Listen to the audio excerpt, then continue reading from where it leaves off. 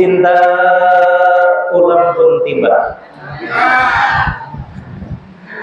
Cinta salah satunya tanah air yang bernama Pulau Sunda. Negeri Sunda, bahasa Sunda. Ingatlah Bapak dan Ibu hadirin wal hadirat semuanya, bahwa di tanah Sunda ada 3 mutiara yang insya Allah akan membuat kita bahagia di dunia dan juga di akhirat nanti kelak. Apa itu 3 mutiaranya? Pertama, ilmu tuntut. Yang kedua, dunia siar. Yang ketiga, ibadah laksanakeun. Ilmu tuntut artinya apa? Udah paham ya? Jangan seperti cak lontong, ilmu saja dituntut terus-terusan, kan nggak pernah berbuat salah. Landasan kita selaku kaum muslimin wal muslimat hendaknya senantiasa mencintai ilmu pengetahuan. Ilmu apapun itu, di antara semua ilmu-ilmu Allah terbagi kepada 3 secara garis besar. Pertama, ilmu yang merupakan fardu ain. Habis salatu fardu ainin fa'rif biha najatan wa'tila. Bahwa di antara ilmu-ilmu Allah 3 yang termasuk ilmu fardu ain. Ini mah tidak bisa diwakilkan. Mentang-mentang bapaknya yang cari nafkah atau nitip pesan ke mamahnya, mah yang rajin ya ke majelis taklimnya. Belajar apa emang? Belajar tauhid, fikih dan tasawuf. Lain bapak mau kemana? Bapak kan sudah capek cari nafkah katanya. Tidak bisa. Kenapa? Yang namanya fardu ain ini harus dipelajari, dikuasai dan diamalkan secara pribadi. Tidak bisa diwakilkan sama orang lain. Tadi ilmunya ada 3 apa katanya? Pertama, bukan ilmu tuntut. Ini mah cabang dari ilmu pengetahuan. Apa? Pertama, ilmu tauhid, ilmu yang mempelajari tentang tata cara mentauhidkan kepada Allah Subhanahu wa taala, ilmu tauhid. Kedua, ilmu fikih, ilmu yang mempelajari tata cara beribadah kepada Allah Subhanahu wa taala. Ketiga, ilmu apa? Alhamdulillah, ilmu tasawuf, ilmu yang mempelajari bagaimana supaya batinnya kita dalam keadaan ikhlas senantiasa ketika kita beribadah kepada Allah. Itu yang pertama. Yang kedua apa? Ilmu fardu kan tadi ilmu fardu ain. Fardu kifayah, entah itu ilmu tafsir, ilmu hadis, ilmu arud, ilmu sharaf, nahwu, matematika, bahasa Inggris, kimia, bahasa Sunda dan lain sebagainya. Itu termasuk semua keilmuan itu yang kurang lebih sekitar 85% mungkin ya. 85% ilmu apa tadi? Ilmu fardu kifayah. Kalau seandainya kita kurang minat, seandainya kita tidak ada waktu untuk mempelajarinya, tapi setiap ilmu itu penting, setiap ilmu itu wajib untuk dipelajari. Tapi kan kita tidak punya waktunya. Ada putra kita yang mempelajari tentang teknologi, masuk ke STM atau ke ITB atau ke ITS untuk mempelajari teknik dan teknologi. Ada putra dan tenaga kita yang mempelajari ilmu kedokteran, entah di UI, di Unpad atau di UIN juga sekarang ada ya, fakultas kedokteran. Atau ilmu militer, kan wajib juga. Sebuah negara memiliki kekuatan militer wajib dipelajari, tapi kita tidak punya kemampuan. Ada tetangga kita yang mempelajari ilmu-ilmu kemiliteran, sehingga semua daerah orang yang masuk di daerah tersebut insya Allah tidak berdosa karena ada yang sudah mewakilinya. Kafa yakfi kifayatun, dianggap cukup karena sudah ada yang mewakili. Yang ketiga ilmu apa? Ilmu jaiz. Apa itu ilmu jaiz? Ilmu boleh dipelajari, boleh 3. Seperti hal apa ilmu yang jaiz? Ilmu sulap. Ilmu sulap. Nih, Ibu, ini bisa hilang nih. Lihat ke sini, lihat ke sini, lihat ke sini. Dan lain sebagainya. Itu cuma kecepatan tangan ya. Boleh dipelajari, boleh 3, boleh 3 tidak gitu ya. Nah, itu namanya ilmu jaiz atau wenang, ilmu yang sekiranya tidak merasa perlu, udah nggak usah dipelajari. Yang terakhir ilmu haram. Apa ada ilmu semua yang haram? Ada, walaupun ilmu itu berasal dari Allah Subhanahu wa taala, sumbernya dari Allah Subhanahu wa taala, tapi disalahgunakan untuk menceraikan suami istri, untuk menceraikan antara saudara, untuk membuat keributan antara tetangga. Itu namanya ilmu hitam. Ilmu hitam ini kalau di kampung saya namanya black magic gitu. Itu haram untuk dipelajari ya, ilmu seperti itu. Yang penting mah ilmu fardu ain. Apa diantaranya? Tauhid, fikih, tasawuf dirangkum dalam kajian duha, insya Allah. Nah, Bapak Ibu hadirin jamaah sekalian, alhamdulillah tuntutan Allah dan tuntunan Rasulullah SAW yang mewajibkan kita untuk mempelajari keilmuan sebelum melangkah kepada peribadahan ini sudah dimaktub dan tertera di dalam Al-Quran yang insya Allah aku yakin ibu bapak semuanya pada hafal. Surat apa itu? Surat yang pertama turun itu surat apa? Surat Al-Alaq. Bagaimana kalimat pertamanya? Iqra. Pada hafal semuanya kan ya? Iqra bismi rabbikal ladzi khalaq. Bacalah olehmu Muhammad dengan nama Tuhanmu yang telah menciptakan. Sebelum segala sesuatu ada, bahkan yang pertama kali wajib untuk dipelajari adalah keilmuan. Allah menyatakan Iqra, walaupun itu disampaikan oleh Malak Jibril alaihissalam, namun disampaikannya kepada Nabi Muhammad SAW untuk senantiasa membaca. Bukan berarti ibu kemana-mana harus bawa Iqra jadi 1-6, bukan. Tapi mempelajari semua fenomena alam, mempelajari keilmuan yang sekiranya penting untuk peribadahan kepada Allah, dan mempelajari segala sesuatu yang ada di sekeliling kita untuk manfaatnya kehidupan kita di dunia maupun di akhirat ya. Masalah keilmuan, bahkan sudah sering saya sampaikan hadis-hadis Rasulullah SAW mengenai keilmuan yang semua itu insya Allah membahagiakan kita, insya Allah. Nah, ini bahagia di dunia dan bahagia di akhirat. Salah satu hadis yang mungkin belum sampaikan hadisnya ya, ketika Rasulullah SAW menyampaikan kepada sahabat, man arada dunia, lanjutkan. Oh, subhanallah. Oh, yang jawab ustazah atau pantesan aja. Man arada dunya fa'alaihi bil ilmi. Barang siapa yang ingin bahagia di dunia, masih komen ya, maka wajib atas dia untuk mempelajari ilmunya, ilmu tentang bagaimana mencari nafkah, ilmu tentang pertanian, ilmu tentang perdagangan dan lain sebagainya. Maka cari dengan ilmunya, maka itu akan menjadikan kunci kebahagiaan di dunia. Kemudian Rasul melanjutkan, waman aradal akhirah. Lanjutkan. Subhanallah, banyak kali yang hafal hadisnya ya.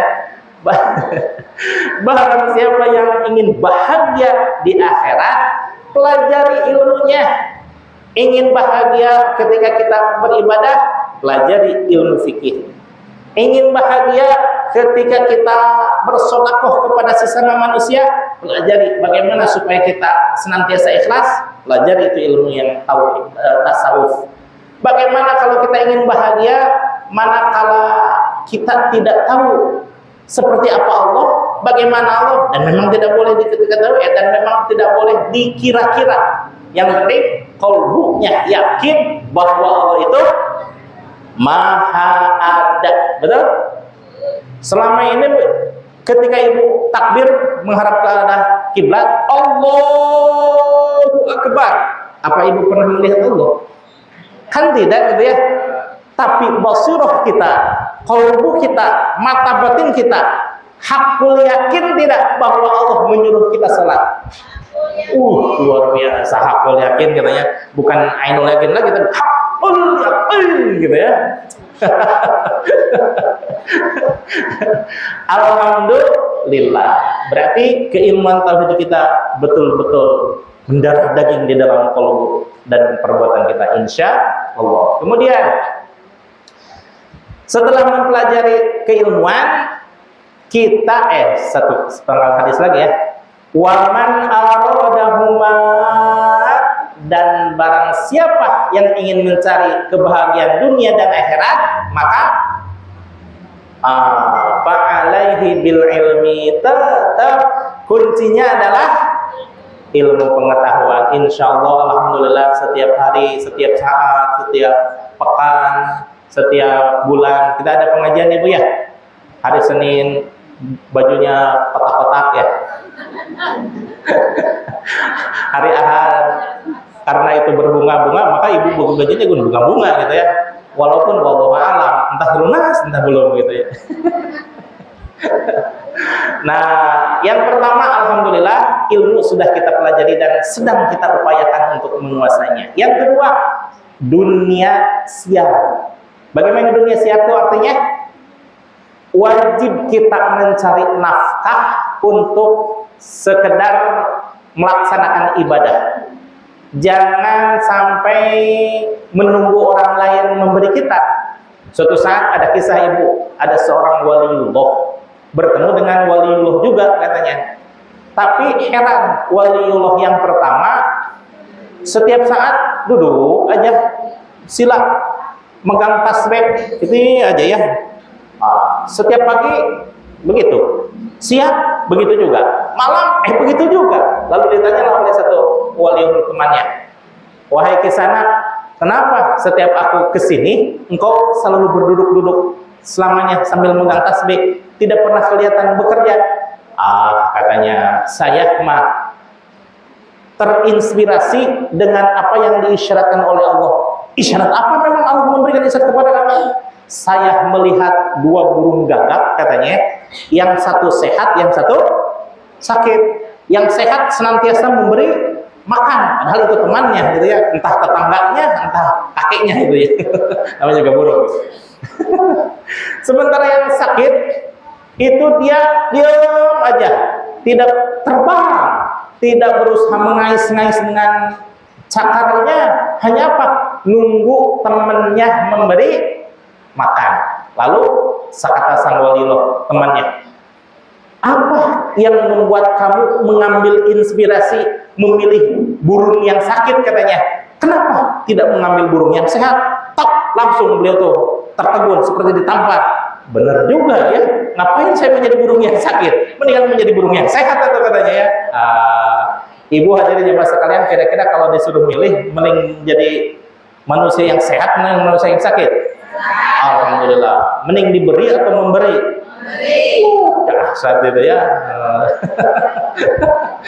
Kita juga semakin ini. Kalau diberi itu bisa nggak bang?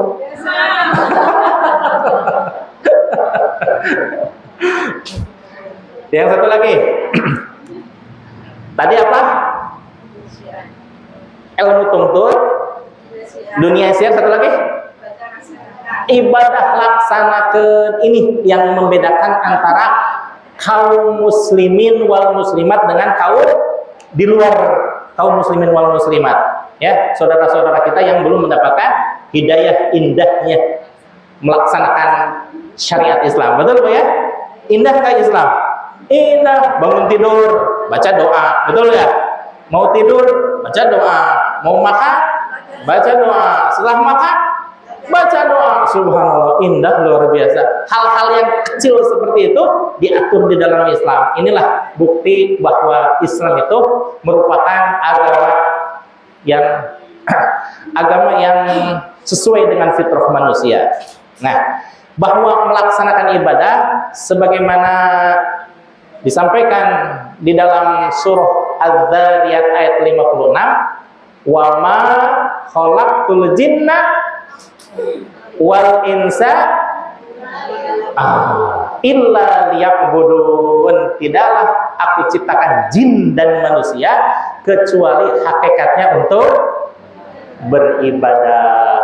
Mengenai ibadah ini kan kita senantiasa berusaha untuk mempelajari ilmunya, mengamalkan peribadahannya, dan segala sesuatu yang beribadah insya Allah akan selamanya kita pelajari. Pembahasannya dilanjutkan oleh Umi.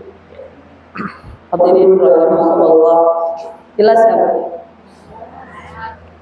Jelas mana sama yang ini? Pecah ya? Oh, ini aja.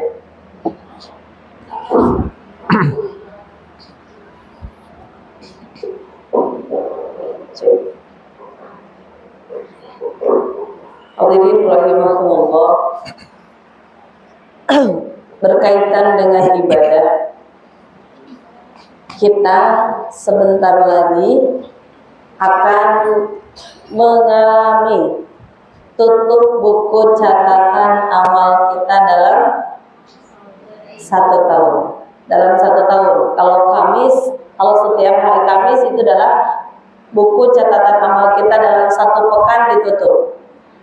Nanti di malam nisfu Sya'ban, dan insya Allah kalau tidak salah saya itu malam Jumat, tepatnya malam Jumat, itu adalah malam di mana saat buku catatan amal kita akan diserahkan kepada Allah Subhanahu wa Ta'ala. Maka ketika diri kita sudahkah memenuhi standar? Ibu, kalau buku catatan amal berarti kan ibaratnya buku rapot kita. Kalau di sekolah itu ada standar minimal. Nilai standar minimal itu ada. Standar minimalnya apa? Contoh, kalau di sekolah KKM-nya rapot itu 70. Contohnya ya. Kalau dulu di bawah KKM, dulu rapotnya langsung warna apa, Bu? Langsung. Berarti ini zaman-zaman dulu semua ya, kata-kata yang ngalamin bagaimana rapotnya yang kalau nilainya tidak standar berarti merah. Kalau sekarang bukan zaman dulu, zaman old. Zaman old. Itu biasanya orang tua kalau sudah rapot anaknya sudah ada warna merah, maka sudah warni, sudah peringatan, dia berarti ada siap-siap. Tapi kalau zaman sekarang, ya zaman now ini, lihat aja Bu, rapot nggak ada yang rapot merah. Walaupun nilainya di bawah KKM, tetapi nilainya masih hitam. Kenapa? Karena komputer semua. Ya di komputer semua di sana dan tidak boleh ada merah. Maka terkadang sekarang, apalagi kalau rapotnya K13, ya rapotnya yang banyak narasinya, ibu biasanya ngambil gimana Bu guru hasilnya? Oh iya bagus, udah sampai rumah ditutup lagi, nggak pernah dibaca lagi. Benar ya? Kadang kita nggak lihat, kenapa? Padahal ada nilai-nilai yang di bawah KKM, tetapi kita tidak ada warning bagi diri kita. Kenapa? Masih aman, hitam lah, nggak kayak dulu merah. Ya, nggak seperti dulu kita waktu rapotnya merah. Nah maka saat sekarang kita hidup di dunia ini, ya harus mempunyai standar minimal. Biar apa? Biar ideal. Bagaimana idealnya? Rapot nanti yang akan diserahkan kepada Allah Subhanahu wa Ta'ala, maka diri kita tidak biasa-biasa. Dan jangan sampai buku catatan amal kita asal paduli teuing, mau merah, mau bagus, mau tidak, saya mau gimana nanti aja, tidak. Tetapi kita harus mempunyai standar. Standarnya apa? Pernah para sahabat bertanya kepada Rasulullah, "Ya Rasulullah, ayyul amal ahabbu ilallah?" Amalan apa yang paling dicintai oleh Allah Subhanahu wa Ta'ala? Wa qala Rasulullah, As-salatu ala waqtiha. Pertama, sholat tepat waktu. Berarti standarnya biar Allah suka sama kita, biar amalan kita disukai oleh Allah, berarti menstandarkan diri kita sholat tepat waktu. Kenapa harus tepat waktu? Ya, punten, ibu kalau orang kerja masuk jam 7, ya, ibu masuk jam 7, ibu datang pun jam 7, contohnya ya, ibu masuk jam 7, ibu datang pun jam 7, tepat. Kira-kira kalau orang yang seperti itu dapat reward nggak, Bu? Dapat reward nggak? Enggak. Nah iya, orang biasa kok. Contoh masuk jam 7, dia datang jam 7, biasa-biasa dong. Ya kenapa? Karena dia pas waktunya. Ya, tepat waktu, baru tepat pas waktunya saja. Tetapi beda dengan orang masuk jam 7, dia sudah berada di lokasi jam 7 kurang seperempat. Kira-kira ini yang biasa atau luar biasa? Luar biasa. Kemungkinan yang bisa dapat reward adalah orang yang lebih awal. Kenapa di sini Allah hanya menstandarkan kita sholat tepat waktunya? Tepat waktu sholat itu ditandai dengan apa? Azan. Azan itu ibaratnya bel. Ya, ibaratnya bel. Ketika terdengar bel, orang biasanya di semua perusahaan langsung masuk. Nggak ada yang dulu baru siap-siap. Ada nggak, Bu, yang terdengar bel? Saya baru siap-siap. Ternyata udah bel. Ada nggak yang begitu? Ada nggak? Ada. Terdengar bel, dia baru siap-siap. Nggak ada. Biasanya udah bel, dia minimal sudah langsung masuk. Ya, nggak ada dia baru pakai baju, baru mandi, apalagi. Kenapa? Udah bel masuk. Saat kerja dengan manusia, kita berusaha untuk tepat waktu. Kita kerja sama dengan Allah. Sebetulnya bukan kerja sama sih, tahu diri aja. Ya kamu tahu diri aja. Ya bukan kerja sama. Kenapa? Allah memberikan lebih dari apa yang kita harapkan. Ketika diri kita, bel kita terdengar, Allahu Akbar, Allahu Akbar. Udah ada lagi. Bentar dulu. Ada yang baru azan kita baru siap-siap. Ada yang ketika terdengar azan baru mandi. Ya. Coba kalau dengan manusia kita kerja seperti itu, kira-kira udah dapat SP-nya? Ini Allah dengan ketika diri kita tepat waktu saja, ketika terdengar azan, ambil air wudu, Allah suka. Ibaratnya punten, ibu punya anak. Nah, bantuin ibu dong. Anak langsung datang. Kita senang nggak? Senang. Ya anak saya dengerin. Tapi tolong bantu ibu. Iya Bu, nanggung. Entar dulu. Kesel nggak, Bu? Panggil 2 kali masih bilang entar, nanggung. Dan 3 kali sabar dong. Ya. Kira-kira Bu, kalau anak kita dipanggil seperti itu, kita senang atau kecewa? Kesel. Ya. Pakai aja kali ya. Maka kenapa di sini Allah menstandarkan, ya ini standar minimal kita nih. Kita harus standar minimal dulu. Kenapa? Standar minimal kita saat Allah manggil kita datang. Orang tua aja saat memanggil anaknya langsung datang bahagia. Berbeda lagi kenapa yang spesial? Yang spesial seperti apa? Ma, ada yang bisa saya bantu? Yes. Itu kayaknya hati itu terbuang banget ya. Belum dipanggil anak udah datang.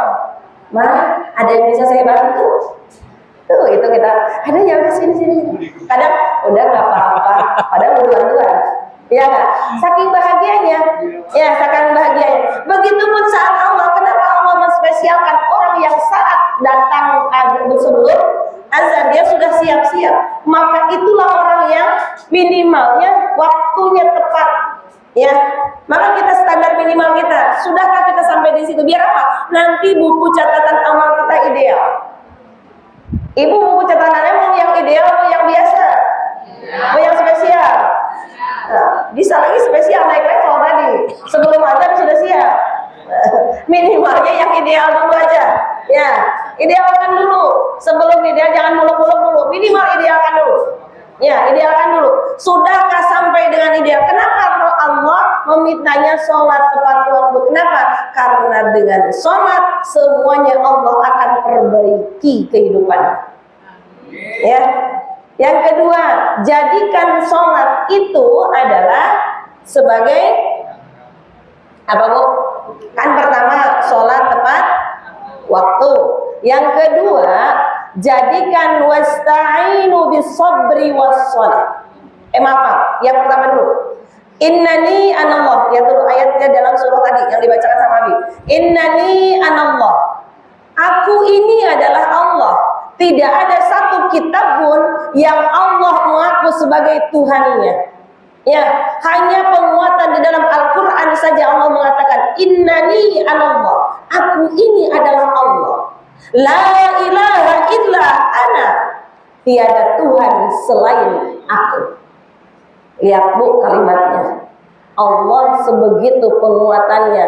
Saya ini Tuhan. Tiada Tuhan selain aku.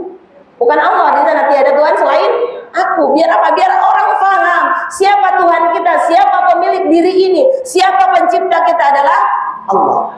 Maka ketika la ilaha illa ana fa'budni, maka silakan lakukan ibadah.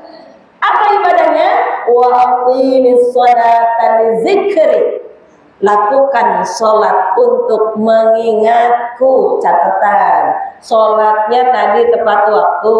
Yang keduanya sholatnya untuk mengingat. Standar minimal sholat bisa ingat Allah. Ibu kalau lagi sholat sering ingat Allah, sering ingat yang lain. Ibu lagi sholat, kadang-kadang sadarnya lagi ruku. Lagi sholat, sadarnya lagi sujud. Sadarnya terkadang kita tiba-tiba amin, Fatihahnya lupa. Tiba-tiba saking lancarnya, udah mahir. Ya, ini kita minimal kita sadar dengan saat sholat ada dzikri untuk ingat kepada Allah. Ya, ini minimal untuk ingat kepada Allah. Kenapa? Kalau kita mengaku bahwa diri kita sebagai hamba Allah, bahwa diri kita mengaku bahwa adalah diri kita adalah manusia yang harus beribadah kepada Allah, maka fa'budni kata Allah. Wa qimis sholata lidzikri, lakukan sholatnya untuk mengingatku. Jadi yang pertama lakukan sholat adalah untuk ingat. Allahu Akbar, ingat Allah sedang melihat saya. Ingat Allah sedang menilai saya. Ingat Allah sedang memperhatikan saya. Ingat saya itu sedang menyembah Allah. Minimal itu. Kenapa? Karena pertama adalah sholatnya untuk ingat Allah. Ingat siapa? Allah. Ya. Bagaimana kalau sholatnya tidak ingat? Ya, sholatnya minimal ingatnya nggak tahu lah berapa persennya. Ya minimal berapa persennya dalam sholat kita yang bisa ngitung sendiri. Dari mulai takbiratul ihram Allah, saya kita lagi berhadapan dengan Allah. Ya, yang kedua, ketika sholat ini betul-betul merasa diri kita sedang menyembah Allah Subhanahu wa Ta'ala. Biar apa? Biar ingat bahwa sholat adalah sedang berhadapan dengan Allah. Yang ketiga, sholatnya yang bagaimana? Wasta'inu bis-sabri was-shalah. Nah, ya, yang ketiga adalah jadilah sholat itu untuk meminta pertolongan. Sholatnya apa? Untuk meminta pertolongan. Kadang sudah pertolongan, punten, ibu sudah menjadi meminta pertolongan sholatnya. Kira-kira Bu, ibu kalau lagi minta tolong sama teman kita lagi dalam keadaan sadar tidak? Halo, ibu minta tolong nih sama tetangga, sama saudara. Kira-kira ibu lagi sadar atau lagi ngigo? Lagi sadar. Berarti satu, kita sadar, penuh kesadarannya bahwa kita minta tolong. Coba, apa yang minta tolongnya kepada Allah? Satu, lihat. Ibu minta tolong itu sama dengan doa nggak kalau kepada Allah? Minta tolong ayat doa kalau dalam sholat. Minta tolong itu adalah sama dengan doa. Sok coba. Dari mulai iyyaka nasta'in. Silahkan meminta. Kan kita mulai minta tolong sama Allah. Ya Allah, saya pengen ini. Ya Allah, saya pengen itu. Sudah minta tolong. Ihdinas siratal mustaqim. Minta hidayah sama Allah. Sedang minta tolong? Ya, sedang minta tolong. Terus siratal ladzina an'amta 'alaihim, minta lagi. Ghairil maghdubi 'alaihim waladdallin, minta tolong lagi. Tapi punten, kalau sholatnya belum sampai tahap sadar diri kita sedang meminta tolong kepada Allah,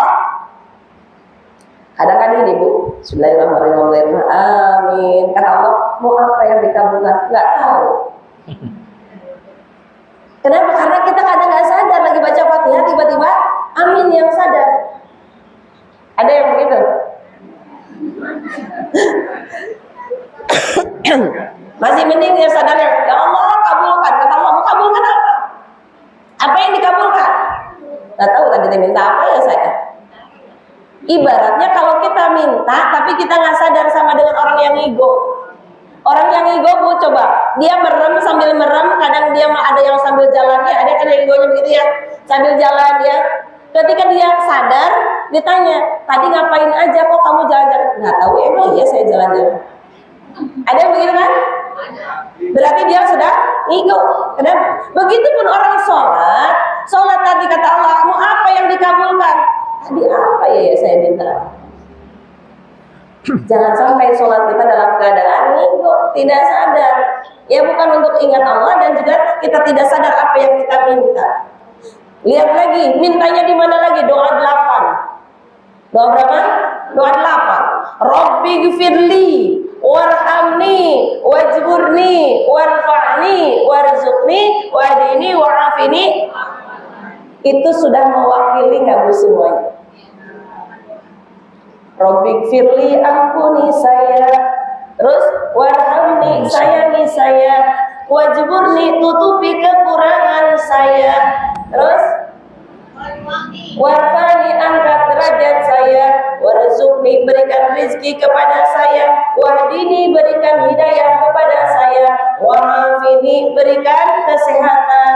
Wa'fu anni, maafkan saya. Roba minta. Kenapa?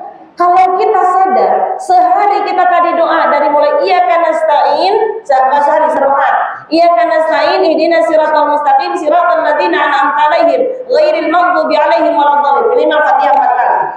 Doa tambah doa 8, 12. Satu rakaat sudah 12 minta. Satu rakaat. Ibu sholat berapa kali sehari? 17 rakaat. Kali 12, hitung sendiri. Ya, banyak. Nggak bakalan ceritanya tiba-tiba ketika assalamualaikum, assalamualaikum. Ya Allah, saya minta. Nggak tahu malu apa. Kenapa? Saat kata Allah, wasta'inu bisabri wasalah, minta tolong kepada Allah itu dalam sholat bagusnya. Kenapa harus sadar kita dalam sholat? Kenapa? Makanya kalau bagusnya setelah sholat jangan buru-buru minta.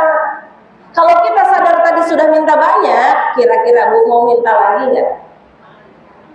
Malu, dikir dulu yang benar, subhanallahnya banyakin, alhamdulillah banyakin dulu, jangan ujung-ujung minta.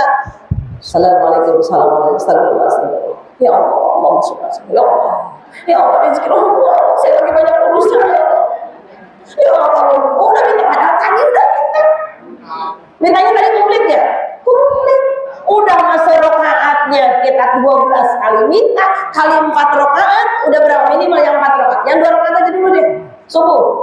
2 rakaat, 24 permintaan, diulang pula pertanyaannya. Setelah sholat minta lagi. Kira-kira Bu, kalau kita sadar begitu, banyakin dikir, banyakin minta. Udah mulai berubah. Karena tadi kita nggak sadar mintanya, maka setelah sholat inginnya minta mulu. Iya nggak?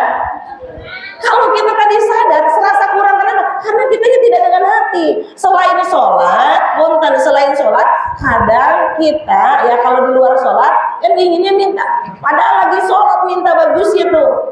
Ya, duduk di antara kita doa di situ minta. Sadar, tapi kita harus sadar bahwa kita sedang meminta tolong. Cuma terkadang tadi kita mungkin termasuk orang-orang yang ngigo. Ya, lagi ngigo kadang kita lupa. Doa apa tadi? Kadang lupa. Rakaat keberapa ini? Ya. Sadar-sadar lagi ruku, ini kan ruku yang keberapa? Lagi sujud saja dan sujud yang keberapa ini? Nah, ini kita terkadang. Kenapa? Ya, diri kita yang tadi standarkan dulu minimal. Biar apa? Nanti menjadi buku kita, catatan amal kita yang ideal.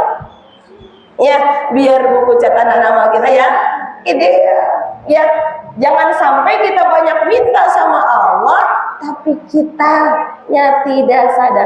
Maka jangan salahkan Allah kalau Allah belum mengabulkan. Kenapa? Bu, kalau orang ada yang minta makan, orang yang lagi ngigo dikasih nggak, Bu? Ya, orang yang lagi ngigo minta makan, orang yang ngigo minta golok dikasih nggak? Nggak sadar. Ya kita, makanya jangan sampai ketika kita doa lagi duduk di antara dua sujud lagi baca Fatihah, kita doanya nggak sadar, makanya pantas doa kita belum diijabah sama Allah. Jangan salahkan Allahnya. Kan kata Allah, "Ud'uni astajib lakum." Doaku pasti diijabah, tapi kita doanya nggak sadar. Tadi orang ngigo aja bakal dikasih. Ya betul. Maka kita sadarkan diri kita. Sadarilah, wahai manusia, dari mana mau kemana, entah di mana, mau kemana, entah di mana. Kita harus tetap ingat. Ya, sadar kita. Kadang kita kurang kesadarannya. Ya, kurang kesadarannya. Untuk kurang kesadarannya, sadar dirinya kadang kita kurang. Ya, maka jangan salahkan Allah kalau Allah belum mengijabah doa kita. Coba Bu anak-anak, Bu, kalau mintanya sambil ya sungguh-sungguh ya dengan kesadaran dia penuh dan sudah pantas memintanya, maka pasti akan cepat kita kasih. Begitu pun Allah. Ya, maka diri kita sholatnya di sini standarkan. Insya Allah. Ya, wasta'inu bis sabri was shalah. Jadi sholatnya adalah sebagai meminta pertolongan. Ya, yang terakhirnya adalah sholatnya dijadikan diri kita percakapan dengan Allah atau mi'raj, mi'raj. Yang keempatnya adalah sholatnya dijadikan mi'raj. As-sholatu mi'rajul mu'minin. Kemarin sudah sedikit dibahas. Bagaimana sholatnya yang mi'raj? Rasakan diri kita sedang naik, sedang bersama Allah. Ini sudah naik level. Ya, tadi tepat waktu minimal. Sudah tepat waktu. Yang keduanya apa? Untuk ingat. Sholatnya untuk ingat. Yang ketiganya sholatnya untuk minta tolong. Berarti ada komunikasi. Ya, ada komunikasi. Yang keempat, ini adalah sholatnya jadikan sholatu mi'rajul mu'minin. Sholat sebagai mi'raj. Rasulullah mi'raj untuk apa, Bu? Berbicara dengan Allah. Nah, saat sholat kita, kalau kita sudah naikkan mi'raj kita, sholat mungkin kita, diri kita, tubuh kita ada di Cilengsi, ya, tubuh kita ada di Medland Cilengsi, ya, tetapi ruhani kita sedang berjumpa dengan Allah. Maka tingkat kesadarannya lebih tinggi lagi. Kenapa? Tadi dari mulai memuji Allah, dari mulai Bismillahirrahmanirrahim Fatihahnya kita sedang memuji Allah. Berarti rasakan Allah ada di hadapan kita. Kalau kita muji orang yang nggak ada, kita nggak merasakan orang yang ada, kira-kira Bu mujinya gimana? Muji apa ngomongin? Ya, kalau orangnya nggak ada, kita kadang kesadar orang nggak ada. Kebanyakan kalau kita di belakang, ngomong di belakang, ya berarti kan di belakang kalau orangnya nggak lihat, ya. Yang ngerasain bahwa orangnya ada di depan, antara muji, kalau nggak muji ya ngomongin, ya kan? Nah kita sama Allah ini kita sedang memuji, bukan sedang ngomongin Allah. Kalau memuji berarti ada orangnya di depan, ada yang dipujinya, ada yang dipuji. Siapa? Allah. Rasakan bahwa kita Bismillahirrahmanirrahim dengan menyebut nama Allah yang Maha Pengasih dan Maha Penyayang. Capek nih ngartikan bari diartikan, ucap bari diartikan pusing. Ibu minimal Bismillah, saat Bismillah, Bismillahirrahmanirrahim. Ibu sebut dalam qaul Allah, hadirkan Allah, Allah. Allah 3 kali. Bismillah. Nyebut asma Allahnya dalam qalbu 3 kali. Sedang memuji bahwa menghadirkan Allah dalam qalbu kita. Ruhani kita sedang naik, sedang mi'raj, bukan Isra. Kalau Isra itu jalan-jalan. Ya enggak? Isra itu kan berjalan. Mi'raj naik. Maka ruhani kita jangan Isra. Kalau Isra yang ada ibu ingat ini, ingat itu, ingat ini. Ya, makanya lagi sholat harus mi'raj, bukan Isra. Mi'raj. Mi'raj di sini naik. Rasakan kalbu kita sedang berkomunikasi dengan Allah. Maka di sini saat memuji Fatihah, rasakan kita 7 kali pujian. Dan saat Fatihah ini, ya, Allah itu setiap dipuji, Allah itu menjawab. Ibu punten, kalau ibu dipuji, kira-kira ada reaksi nggak, Bu? 1 kali aja dipuji. Ibu cantik banget. Ya, udah mulai begitu, ya kan? Udah mulai salting. Padahal ibu ada nggak ibu? Ibu cantik banget. Ada nggak begitu? Ada. Manusia normal. Orang dipuji sudah mulai 1, mungkin bisa hidungnya yang naik kempang kempis, ya kan? Walaupun nggak ada reaksi, udah mulai. Ya, dipuji 2 kali mulai. Begitupun Allah, saat Allah kita memuji Allah dalam Fatihah, Allah itu menjawab pujian kita, cuma kita kadang nggak bisa dengar. Ya, maka kalau kita mujinya dengan sungguh-sungguh beda dengan kalau suami kita muji. Ibu cantik banget tapi bari ngoloyor. Bari ngoloyor apa? Bari jalan. Nggak bener kayak sungguh-sungguh. Kira-kira kita ngerasa nggak mau dipujinya? Nah, sih, ibaratnya gitu ya. Ya kan? Kita juga nggak ngerasain. Kenapa? Karena mujinya nggak sungguh-sungguh. Kalau suami kita mujinya nggak sungguh-sungguh, ibu cantik banget tapi bari ngoloyor, bari jalan, ambil jalan. Ya, ngoloyor apalah kok itu ya. Kayaknya kita, nah, sih, ibaratnya gitu ya. Tapi kalau, ganteng banget. Tuh, udah mulai salah tingkah ya. Ya kan, 1 kali aja udah mulai salah tingkah gitu kan. Ada, coba Bu. Karena sungguh-sungguh gitu ya. Allah dipuji oleh kita. Makanya ketika karena saya mau minta apa, kamu dari tadi puji saja. Ujungnya intinya kan di situ. Karena nasta'in, hanya kepada Engkau lah aku meminta pertolongan. Kata Allah, sok minta mau apa? Ibaratnya begitu. Enak kalau kita merasakan mi'raj sholatnya. Kita belajar sebelum buku catatan amal kita ditutup, idealkan dulu amaliyah kitanya. Biar apa? Yang kemarin udah Allah delete. Kalau mau upload ke YouTube mah di-deletein tuh yang jelek-jeleknya. Yang bagusnya aja yang di-upload. Ya kan? Nah, makanya nanti biar apa? Malaikat ijro, malaikat raqib dan atid ya. Malaikat raqib aja yang maju sama Allah. Malaikat atidnya nggak maju sama Allah.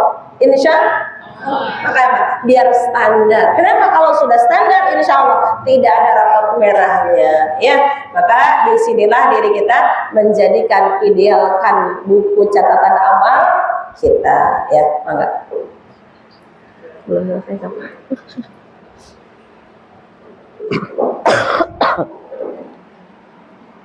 Ibu bapak hadirin jamaah sekalian, tadi sudah kita pahami bersama bahwa nanti pertengahan bulan ini, yakni nisfu Sya'ban, ada satu waktu yang mana itu merupakan dihantarkannya buku catatan amal kita ke hadapan Allah Subhanahu wa taala. Lalu apa yang disampaikan kepada Allah? Itu mah pilihan. Apakah kita mau sedang nonton film? Terserah. Apakah kita mau sedang masak? Juga terserah. Apakah kita mau dalam keadaan terbaik menurut Allah?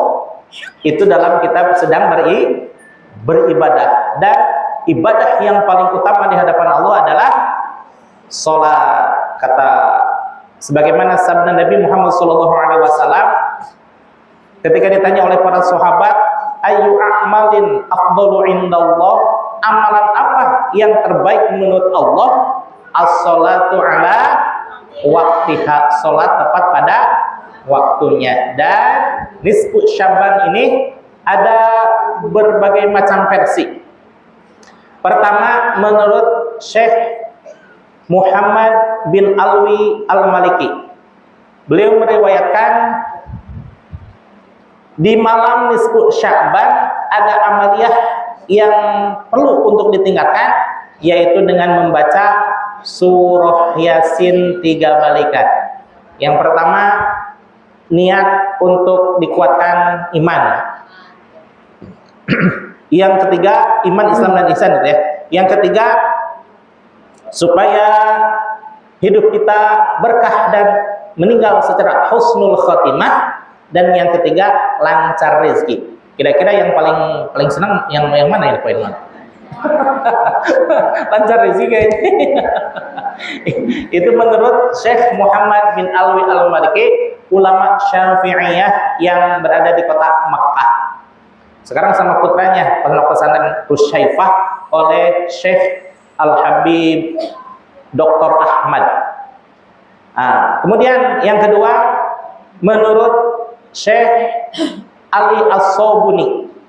Bagaimana menurut Syekh Ali As-Sobuni? Di malam nisfu Sya'ban ada dua riwayat. Pertama, beliau melaksanakan sholat sunnah 2 rakaat disertai Yasin 2 balikan.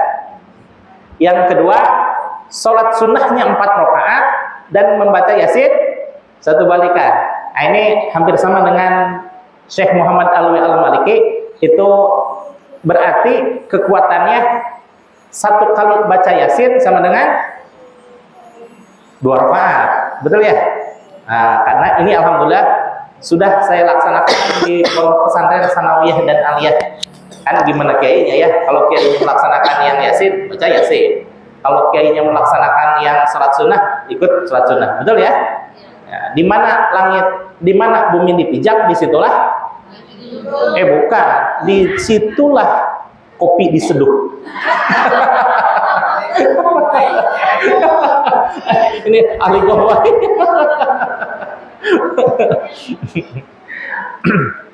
Yang ketiga, ini menurut Imam Al-Ghazali di dalam kitab Ihya Ulumuddin juz pertama. Beliau menyatakan bahwa malam nisfu Sya'ban dibarengi dengan pelaksanaan sholat sunnah berapa rakaat? 10 rakaat. 10 rakaat, cuma kaifiahnya setiap rakaat membaca surah Al-Ikhlas sebanyak 100 kali. Setiap rakaat nih ya, setiap rakaat. Berarti kalau 5 salam, setiap rakaatnya 100. Bukan begitu. Qul a'udzu Qul huwallahu ahad 100 kali ya. Ini mohon maaf belum pernah saya laksanakan karena memang tidak ada kiai yang mengijazahkan dan tidak ada kiai yang mencontohkan 10 rakaat. Yang keempat, menurut Tuan Syekh Abdul Qadir Al-Jailani di dalam kitab Al-Ghunyah li Thalibi Thariqil Haq, beliau menyatakan bahwa pelaksanaan sholat sunnah nisfu Sya'ban sebanyak 100 rakaat. Bagaimana kaifiahnya? Setiap rakaat membaca 10 kali surah Al-Ikhlas. 100 dikali 10 sama dengan 1000. Tadi kalau Imam Al-Ghazali 10 rakaat membaca 100 kali sama dengan 1000 juga. Cuma bagaimana riwayatnya? Insya Allah lebih kuat Tuan Syekh Abdul Qadir Al-Jailani. Kenapa? Di dalam kitab Tafsir Al-Kashfu dinyatakan ada hadis Kangjeng Nabi Muhammad SAW. Di dalam Sirul Asrar juga ada, di dalam Al-Ghunyah li Thariqil Haq Syekh Abdul Qadir juga ada. Nah, saya nyatakan dalam kitab lain aja ya, biar penguatan. Wa qala Nabi sallallahu alaihi wasallam, bersabda Kanjeng Nabi Muhammad sallallahu alaihi wasallam. Perhatikan hadisnya Ibu. Karena jarang-jarang nih hadisnya. Man shalla hadhil lailah, barang siapa yang sanggup melaksanakan pada malam tersebut, dalam kurung malam nisfu Sya'ban, mi'atu raka'atin, sebanyak 100 rakaat. Fa'arsalallahu alaihi, maka Allah mengutus malaikat terhadap orang tersebut. Apa yang diutus? Mi'ata malakin. Subhanallah, Allah mengutus 100 malaikat untuk mengabarkan kepada orang tersebut. Apa yang dikabarkan? Jangankan 100, 30 malaikat mengabarkan kepada orang yang melaksanakan sholat 100 rakaat disebut Sya'ban itu, yubashiruhum bil jannah. Allahu akbar. Apa katanya?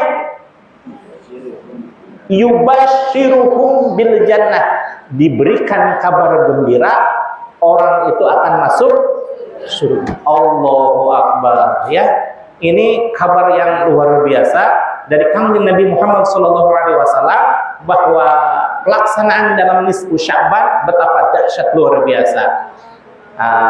Kalau di sini dilaksanakan di Fajar Dunia, yang kedua salah satunya di Tajul Ma'arifin, dulu pernah di Nurul Falah ya. Tapi biar terpusat, biar tidak menjadi pertanyaan bagi siapapun, dipusatkan di sini. Yang mau melaksanakan biar berjamaah, bersemangat, insya Allah hadir ke sini ya. Insya Allah. Ibu pernah nggak melaksanakan 100 rakaat? Kesempatan ini. Saya belum pernah. Emang rasanya gimana tuh? Aduh, enak ya. Secara fisik cangkel mah cangkel, tapi perasaan bahagia sekali. Belum pernah rasanya merasakan kebahagiaan seperti melaksanakan sholat sunnah nisfu Sya'ban 100 rakaat. Mungkin kalau yang 2 rakaat, 4 rakaat, yang sholat-sholat sunat yang lainnya, gitu sudah terbiasa Bu ya. Sholat duha 8 rakaat atau 12 rakaat, sholat tahajud 12 rakaat dan lain sebagainya udah biasa gitu kan ya. 12 rakaat paling berapa menit gitu ya. Ini 100 rakaat, Allahu akbar ya. Kalau ingin merasakan, hadir ke tempat ini ya, insya Allah. Namun ada peringatan dari Tuan Syekh Ibnu Athaillah. Bagaimana peringatannya? Ini sesuai dengan hikmah yang nomor 58 ya. 58. Bagaimana peringatan dari Tuan Syekh Ibnu Athaillah? La yufrihka ta'at. Jangan merasa bahagia ketika kita melaksanakan ketaatan, li'annaha barajat minka, bahwa ketaatan itu dari diri kita. Niat boleh, memang azam boleh, bermaksud iya harus. Nanti pada pelaksanaan sholat sunnah nisfu Sya'ban, saya akan datang ke Masjid Tajul Arifin, sholat berjamaah bersama-sama yang lainnya untuk mengharapkan rahmat dan ridho. Tapi jangan diniatkan bahwa itu berasal dari diri kita. Kenapa? Ketaatan kepada Allah yang berasal daripada diri kita sendiri bisa jadi itu adalah tipuan semata. Bisa jadi. Kenapa? Ada salah di dalam kebenaran. Di dalam kebenaran pun ada salahnya. Tapi bagaimana yang benar? Ini yang benar Ibu. Wal yafrah biha, tetapi berbahagialah engkau sekalian, li'annaha, karena sesungguhnya ketaatanmu kepada Allah barajat minallahi ilaika. Subhanallah, itu adalah fadl, itu adalah given, itu adalah karunia yang Allah berikan kepada engkau sekalian untuk merasakan indahnya bersama dengan Allah.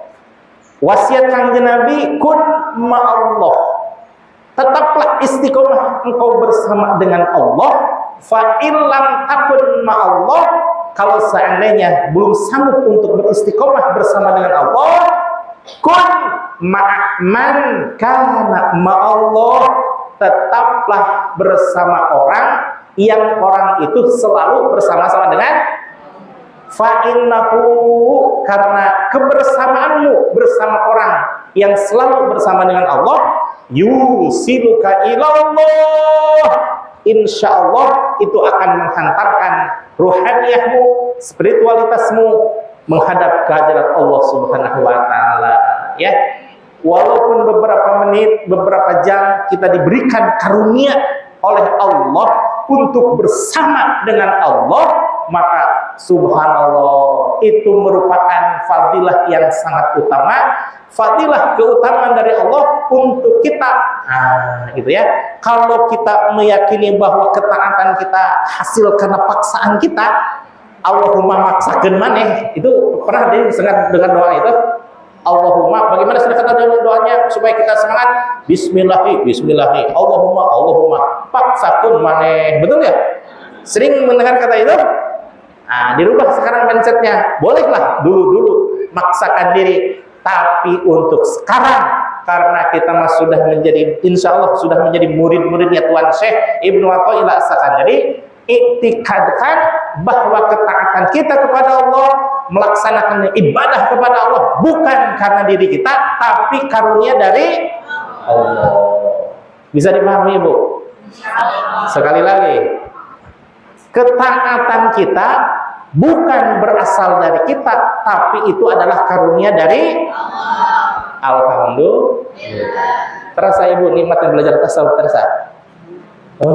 Saya mah bukan nikmat lagi, nikmat banget gitu ya. Stop ya. Nggak kerasa ya.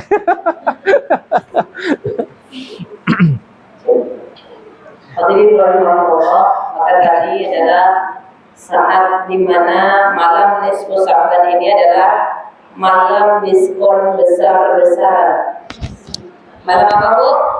Diskon besar-besaran. Allah sedang mengobrol kebaikan.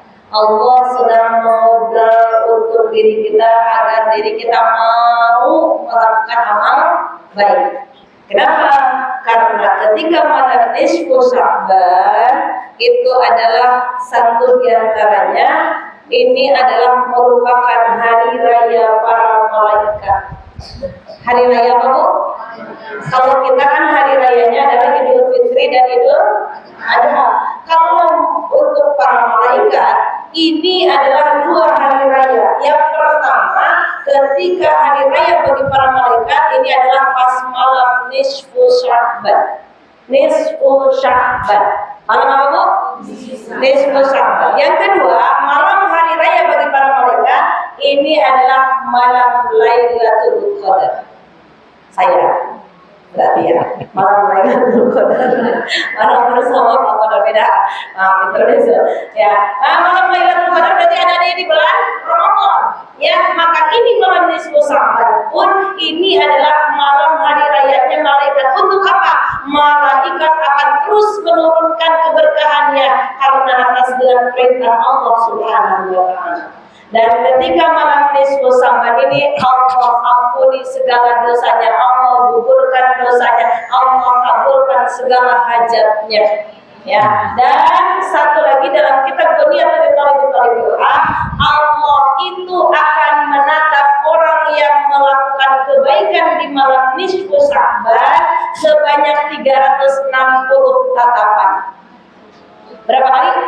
360 tatapan. Satu tatapannya Allah kabulkan 70 permintaan. Satu kali tatapannya berapa? 70 permintaan.